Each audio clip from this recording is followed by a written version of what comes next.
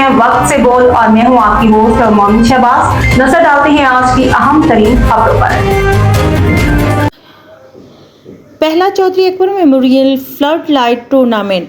खबर शामिल करते हैं डेस्का से हमारे नुमाइंदा मोहम्मद अस्कर भट्ट की रिपोर्ट के मुताबिक पहला चौधरी अकबर कुचर मरहूम memorial flood light cricket tournament Lalar में खेला गया, जिसमें मेहमान खुसूसी साबका वफाकी वज़ीर चौधरी अली असद मलही और टिकट होल्डर MPA PP 50 हाजी अमानुल्लाह अवान की खुसूसी शिरकत।